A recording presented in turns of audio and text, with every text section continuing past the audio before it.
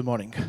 Good morning, everyone. Now, let's do an intro because we have a bunch of superstars here, so I want them to give 10, 20 seconds on yourself and what you do and why you're amazing. Or if you don't say why you're amazing, I'll tell them why you're amazing. Hi everybody, my name is Nicole Pilkington.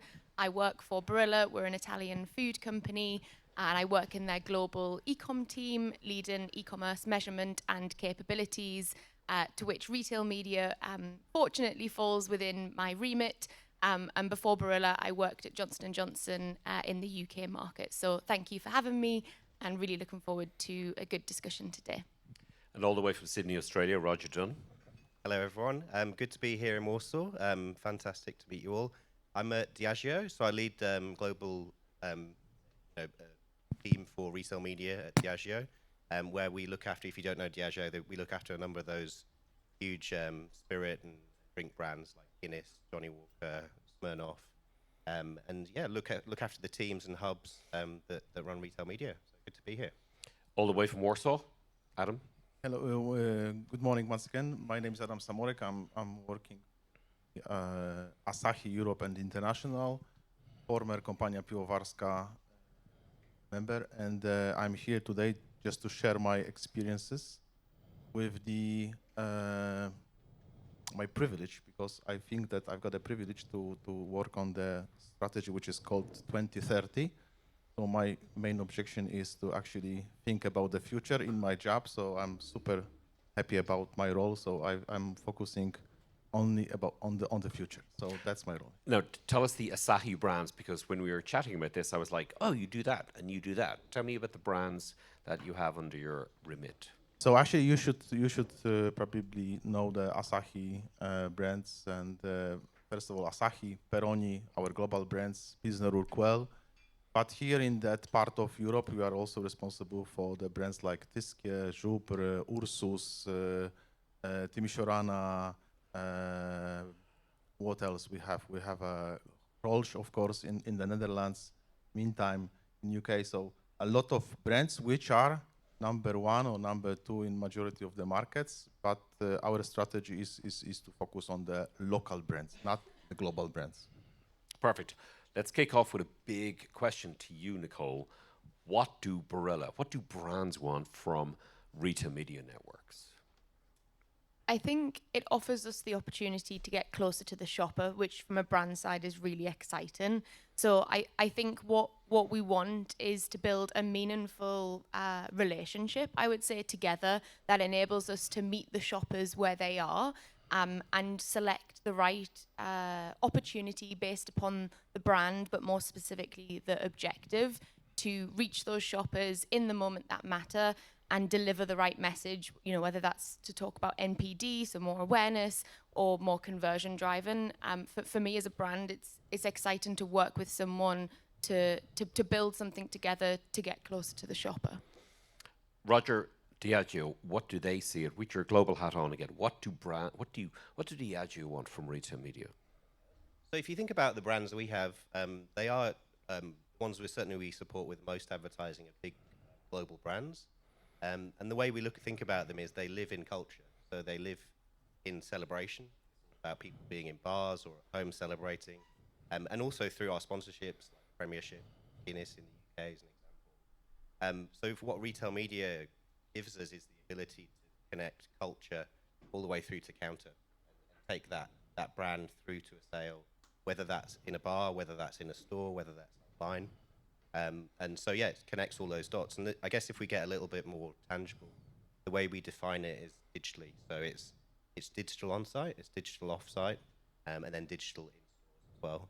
So it has to have that data applied to it and the ability to measure and close that loop on sales. Well, we're going to get into detail in a second, but I love that from culture to counter. Culture to counter. Excellent. Now, you're more talking locally, as you say, so slightly different tack, Adam. Explain what do Asahi expect from retail media? Happily, we are also about the celebration, about the fun, because that's the main purpose of that exercise. So I have to admit that for us, retail media is a quite new discipline. Yeah. So because for the beer producers, so we are actually focusing on the last mile. Yeah. That's our DNA. So we are focusing on the last mile. And retail media is actually playing critical role for us to understand the future opportunities. It was mentioned during the previous presentation. That's the opportunity for us. And we strongly believe that we are not there yet, yeah? So we don't have that capability as an organization. So it's a brand new discipline for us, and we are trying to understand it. And I'm happy to be here today because I'm not the retail media expert. I'm the commercial expert, yeah? So my role is also to challenge the status quo and to understand and to bring that knowledge to the rest of the organization. And we have just started the journey. So I have to be very honest with you. We have just started, and this is very, very basic level for us. So What's that's the why. expectation is there any expectations in Asahi locally? How do people talk about retail media? Oh, it's super important, and as you know, this is super schmancy, fancy, sexy topic right now. And during every single discussion, we've got exactly the same impression that this is the most important topic in the room. But the truth is that we are trying to find use cases which we can share. We are trying to build international best practice sharing to understand the other markets, because here for us, we are sitting in the Eastern Europe. Eastern Europe is very advanced, so, and Western markets, as we discussed yesterday, UK and Netherlands and Italy, they are much more advanced in the retail media, but coincidentally, for us, they are smaller markets, yeah? They are just, small markets for us, but we are actually stealing with pride their experiences in retail media just to actually implement those learnings here in the Central Eastern Europe, where we are the market leaders, actually on every single market. Yeah? Mm-hmm. Well, Nicole, that's an interesting point there that Adam makes. Certain markets, they're big, certain markets, they're small, and that's a classic Barilla challenge, if you will. You're big in, surprise, surprise, Italy, but you're not as big in some other markets. So how do you look at retail media through that lens? Do you change strategy in the market? Do you use it different? How do you think about it in that context? Surprisingly, some of our smaller markets are doing retail media really well, and I think that's because they are much more connected, they're a much more smaller, agile team, and they're able to kind of just get stuff done, whereas in some of our larger markets, retail media is more advanced and the industry is more advanced, but sometimes it's a bit more difficult for us to get things off the ground. So I would say what we try to think about is, and we're now a global category-driven organization, is what is the category objective that we're trying to drive? And of course, that does differ per market and per region sometimes, and how do we translate that into retail media activations? And to your point, and 2-3 years ago, we weren't necessarily thinking about that objective. We were thinking, okay, we've got budget and we need to spend this, so how do we go away and activate that? Whereas now we're really trying to discipline ourselves to start with that category objective and really kind of report everything around that one single truth. Well, it's an interesting point around category, because you could be the dominant in that category. What if you're not the dominant brand in that category? Dominant brand in that market. Do you still think we're still category led, or what do you do?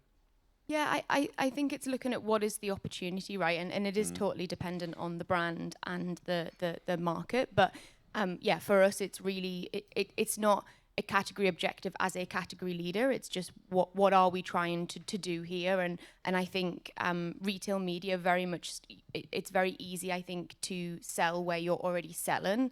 The kind of next step up is to think about, well, how do we really bring in new shoppers, whether that's to the category or to your brand? And I really think kind of allowing yourselves to take that step back really offers a much clearer, cohesive view as to what we're trying to achieve. But Roger, your brands are category leaders. You are the category in some cases. So do you look at things from a category lens, or how do you think about it? We definitely, I mean, as a category leader, we want to grow the category, and therefore we'll benefit off the back of that. I think one, just taking a quick step back on the...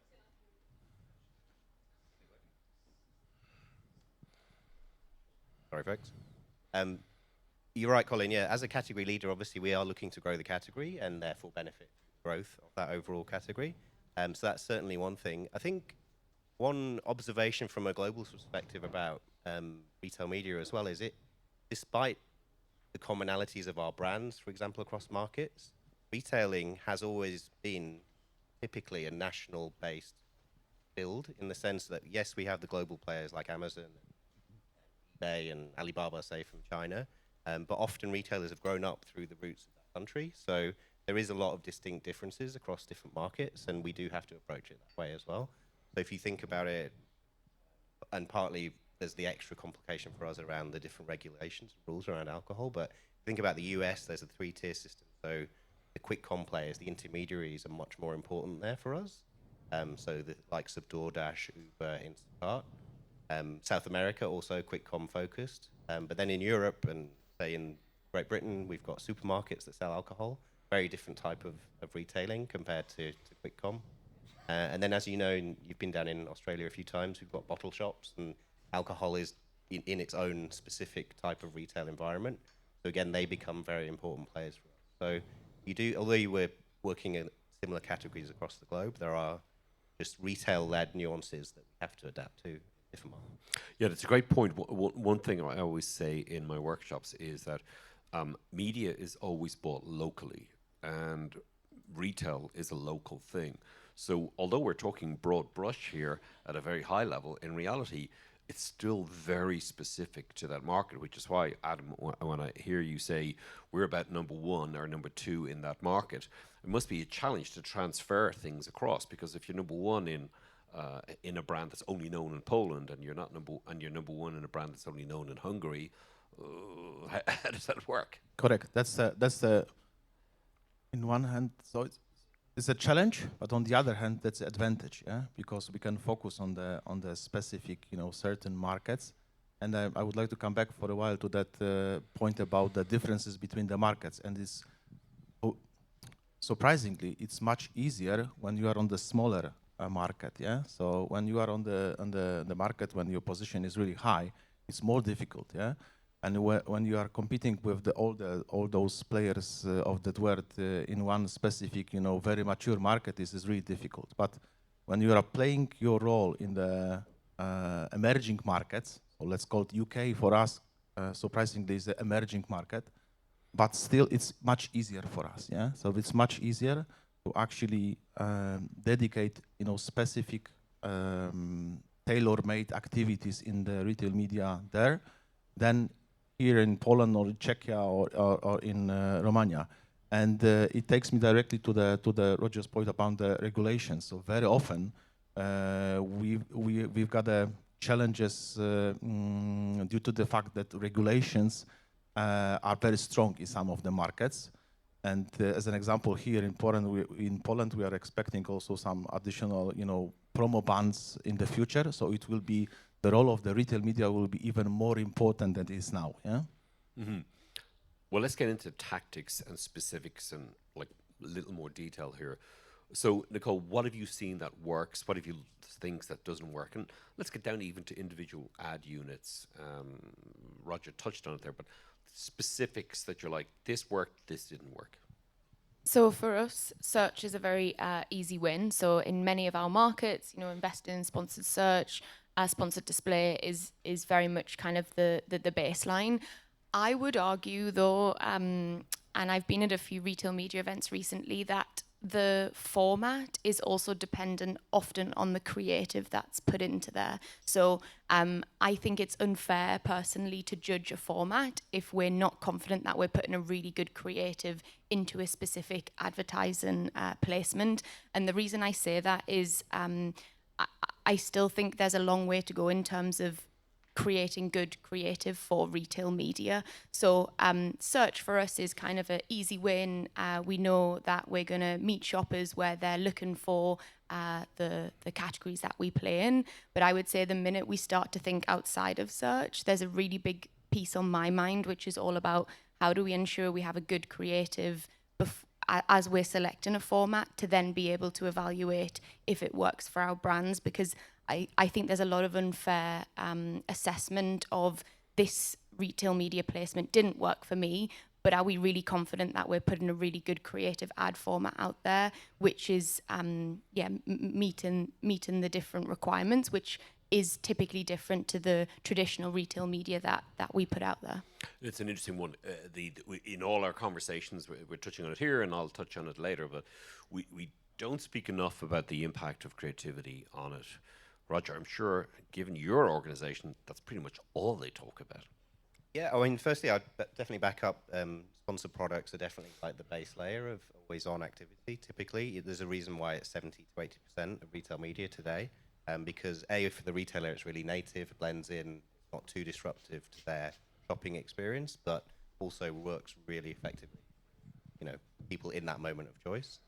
An interesting space that's more of a growing area is video on site as well. If it's done well, you can imagine video could be really disruptive and actually quite annoying if you're shopping on a site, but when it's done really well at that point of purchase, you can bring brands to life effectively and show use cases, show for us might be someone making a cocktail. So there's ways to actually put that brand into a context that works. Would you be taking creative, say, Bailey's is one example, which is particularly coming in towards Christmas. It's a very high impact opportunity for the brand. Do you take creative that's used elsewhere, or do you use specific tailor-made retail media creative? We're actually we're using AI tools to create creative based on our brand guidelines, of course, but building to specific occasions and cases such as Christmas. Obviously, Christmas is the key time for Bailey's.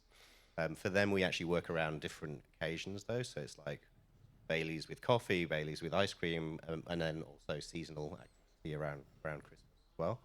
And I think that's probably one other thing that people should have a think about is having a playbook around some of those key retail events. So whether you're a retailer or a brand, what do you do in the build up towards Black Friday or Cyber Monday or Prime Day?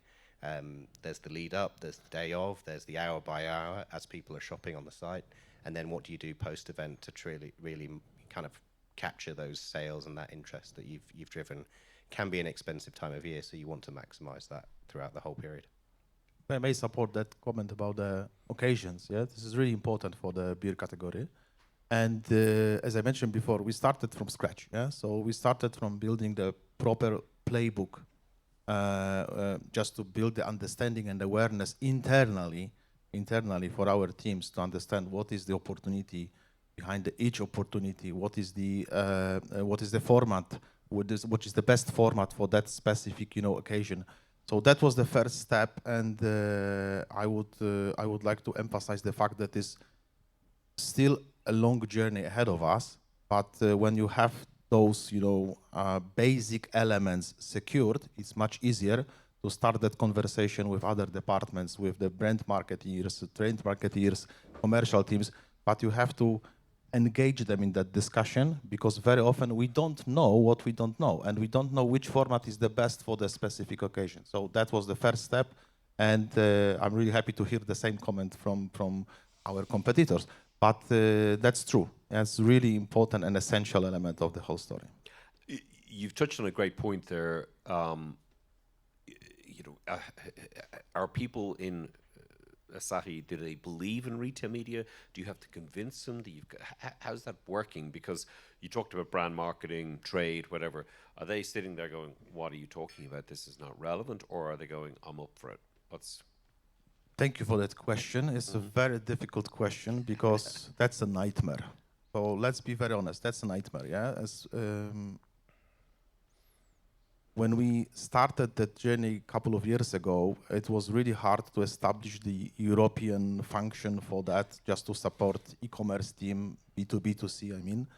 And that was the first element. Then the retail media was the second element of the whole puzzle.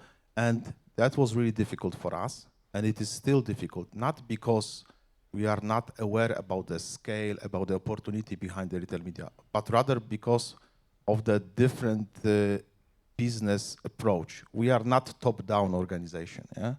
So I think that we could steal with pride from big competitors how to actually stream that discussion, how to support that discussion from the very top level of the organization. It's not happening right now. So that's the very initial phase of the discussion. And when you have a chance to actually influence and integrate the whole discussion with the top management, that's fantastic opportunity. But when you don't have that top-down approach support, it's really difficult because we are working in silos. So it was a couple of comments today about the budgets, about the allocation of the budgets. That's another element. So we are still working in silos. Of course, it will change in the very near future because of the impact of the retail media, but I'm pretty much sure that in other companies it's exactly the same. So we have to first fix the basics internally, and then it will be much easier for us to start that discussion with our partners, with our customers, with our retailers. But answering your question, it is very difficult still. Nicole, you're seeing into markets, and I know you are into the US and into Australia, into Italy. What problems are you seeing in terms of internal alignment? Yeah, I think everyone's bought into the idea, but no one wants to own it. So it's kind of a bit messy at the moment. That what we've landed on is that retail media will be owned across shopper marketing, e-commerce, and digital marketing. Depending on the market.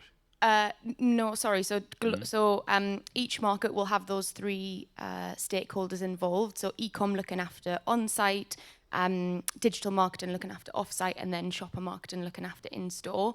And then locally, we're then having a one holistic media plan, which works in many of our larger countries, such as the US and Italy, where we do plan out 12-month cycles per brand, often per retailer.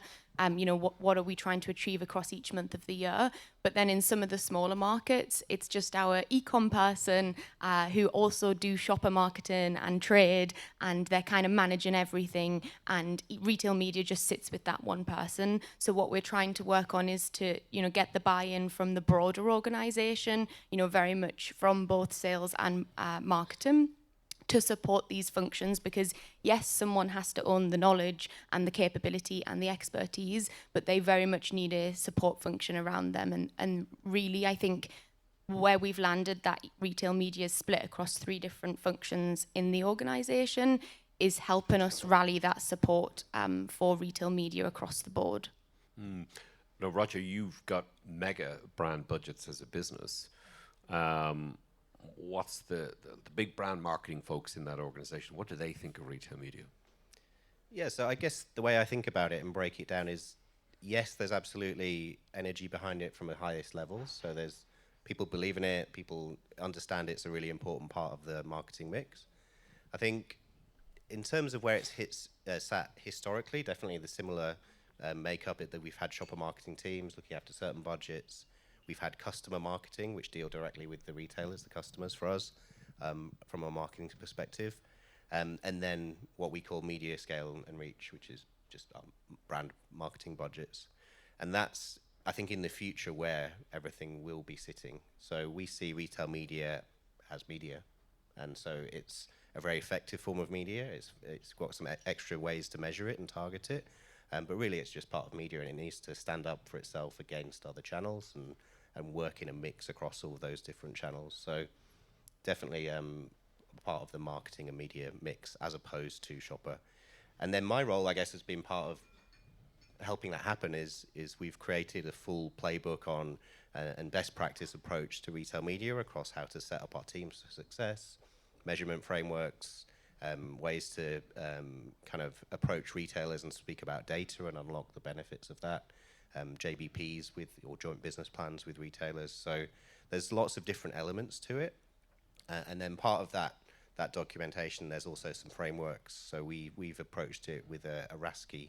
So that's a framework to have a breakdown of all the different elements of retail media. Who's responsible, who's accountable, who's supporting, who needs to be consulted, and then who needs to just be informed. And you can see across all the different elements of retail media, it does change. Different elements need different inputs. We're not trying to consolidate it all into one. It needs to have different parties and different collaboration across that. Now, as a counter to the point that it's just all media, what about the role of first-party data, Roger? Because I could argue, and we'll find out more this afternoon, that I'm like, well, that's a different skill base, that's a different capability. You got to think about retail media through a lens of insights. That's not a media thing. So Do you agree with me, or are you going, no, you're wrong, Colin? No, I mean, we're a big organization, so we're used to this matrix way of working, not just in retail media, but in every part of the business. So it's never one thing, and especially with data, obviously, as you said, it requires some specialist capabilities, partly on the technical side, probably partly with our agencies who are going to activate that data in media, and partly on the analysis and creating the segments, understanding what the opportunities are. And again, it's not just about media data here. We're talking about, as you've mentioned, first-party data, which might be our sales data in different regions. It might be our CRM program. All of this is very valuable, and especially if we can combine that with the retailer's data.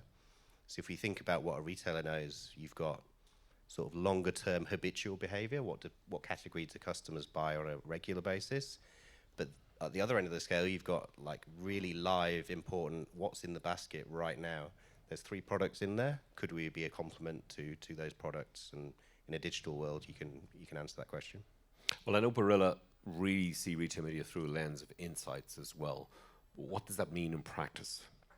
Yeah, I cannot stress enough that to get to the insights, there very much needs to be the internal capability to do something with the insights, and that can either sit at a global, regional, or local level. But this data is very rich, and you need someone who is able to pull out those insights. But one of the other things we faced, and it may have been naive from our side, is once we had these great insights, we knew all this stuff about our shoppers, but we had no budget to be able to activate against the insight. How to react, yeah? So okay, guys, we know these great information, but actually no one's putting their hand up to say, okay, I'm going to put my money forward to invest and test this theory or test the insight. So when I think about first party, second party data, what's going through my mind is there needs to be a clear objective as to why are we going after this data and what are we specifically looking to achieve with it. But secondly, do we have the budget and the capabilities to be able to do something with it? Because that is something we have faced on our side is, yeah, the insights are very compelling. They tell us a lot. We know a lot about our shoppers, but we need to be able to do something with that. And that's something that is still kind of ongoing within our organisation. Now, insights in Asahi, how far down are you? Thank you so much for your comment, because that's, if I may reply to that as well. So this is not only about the insight, this is also about the whole journey. So how to actually secure the right set of workload, resources, to allocate their dedication to that topic, which is extremely difficult. Let's be very honest, that's a very difficult topic for some of the brand marketers, trend marketers, because especially in the beer category, so we are focusing on the TV. So 95% is focused on the TV. So that is really difficult, and insight is the key element of the whole story. But we have to be aware that we have to secure the capabilities in the organization to understand the insight, to react properly on the spot. And in the smaller markets, we are reacting quite faster, yeah. And when we are talking about the big markets, we are talking about the big ships. It's really hard to change the course of that ship. So very often, we are planning the activation 12, 18 months ahead of the activation. So I'm not exactly sure what will be the future, but right now it's a huge challenge for us to react immediately for those insights, yeah, and how to react properly together with the retailers. That's why we are actually starting the discussion with the retailers how to do it together, yeah, because that's impossible for the one party. But when we are talking about some integration of the processes together with retailers, that might be the trigger to open the future collaboration. It's a win-win. But for us, it's very difficult at that very moment to allocate right resources and right budgets as well, even though the budgets are huge, just to precisely attack in the right spot, yeah? Yeah, very difficult challenge, all right, and we're definitely going to touch on that this afternoon. Now, before we go to the final question to the group here, the audience, we've got some huge names here in retail media. Now's your chance to go and ask questions, and put a gun to their head and go, what should I do in this situation? Down the back, shout out a question. Do you have any microphone? We can hear you. Okay, great. Yep. Good afternoon. My name is Grzegorz Gęsik, call me Greg. I'm representing Douglas Marketing. So, it's always nice to earn money from the suppliers, from their trade marketing budgets, and get it into your retail media network. But how to get to the place where the real fruits and real money is? So the media budgets, which are strongly defended by the agencies. What would be your advice, and how would you expand the inflow of money? So, Roger, we're definitely going to put that one to you. I think, yeah, no, Given fair you've enough. already nailed your colours to the mast. I think, it starts with transparency. So we know it's very a measurable opportunity. So if the more you can share with us in terms of insights up front, results at the end of it, then that's obviously going to be a helpful place to start. I think partnership is where we want to be. So what that looks like is sharing your trade plans ahead of time or well ahead of time so that we can align on it. We'll do the same, and then we can work towards shared goals across that. And then as we know it's getting into a competitive space now. So I would say what's distinctive or what differentiators can you bring to your offering? I'm sure you have them in your stores or the way that your retail media makeup is put together. So that's what we'd love to hear about, and data can be a big part of that potentially. But it doesn't have to be. It could be your stores and the formats there. So yeah, always good to have that distinction, outlined up front so that we can tap into it. Nicole? Yeah, I would say hopefully what you've heard is we're trying to bring some of these parts of our organisation on the journey. So to echo Roger's point, the more we can do that together is really helpful. And I think there's a fear in some people's minds that these agencies or networks are just trying to grab our money and we're not going to get anything in return. So I think the more we can break down those barriers and the silos internally, because I see it in my organization, but I know it's very much apparent in many organizations that there are silos across the company. I think to Roger's point, it's doing it together and going into it with that in mind, as opposed to this is an immediate selling opportunity, and if I come out of that first moment without a sale, it's a failure. I think it's very much a journey that we need to go on together. If I may, thank you so much for the question. And I think there are three elements, at least from my perspective, based on my experience. So we have to provide the clear and transparent measurements, yeah? So we have to understand what is the measurement method. Second, we have to understand also what is your understanding of the specific elements of that retail media journey, just to compare your actually performance versus your competitors, yeah? And the third element, which is the most important for us, due to the fact that we are at the very beginning of the journey, it would be great to have those insights from you. Yeah, if you could support us and tell us, guys, next year during the grill period or just Christmas time, you should do this, that, and that. So that would be fantastic to have that kind of support, because as I mentioned before, we are not able to cover throughout our resources all the existing customers and retailers, because we are not able to do that, yeah, because of the limitation. So those three elements, I think, they are critical for us, and I hope that in the upcoming months, years, it will happen, yeah, because right now we are more and more focusing on the win-win negotiation, joining business plans, yeah. So that's why we created customer care teams in our departments, and people from different departments are actually working together to find the way for the win-win strategy. So we're going to wrap up. I'm going to ask these guys here. You've got 10 seconds. The brand people in the room, where should they start? What should they do? Nicole. Start with an objective and a measurement framework would be my guidance. Roger.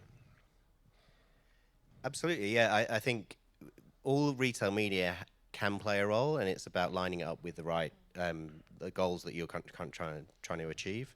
And the other thing is just, I mean, you start small and start testing, because that's the only way you'll actually see what works for you, because it has to be brand or category specific to you and the retailers. And like we've said to the question earlier, ideally it's how you can collaborate with the retailer, even if they haven't got that solution yet. How do you collaborate and build it with them? Because they're the best solutions. And Adam, maybe do it in Polish to keep them excited. So if I got only 10 seconds, so... Well, I'll give you 20. Is that okay? Yeah. Okay. Okay, so I think that there is a one hint. So build cross-functional teams to understand the needs of different departments and different parties in that process, yeah? Because we are working in the silos. That's true. That's the reality, and we have to be aware of it. And only the cross-functional collaboration works. That's based on our experience in the quite big company, European-sized company. This is only one way. I see it as only one way.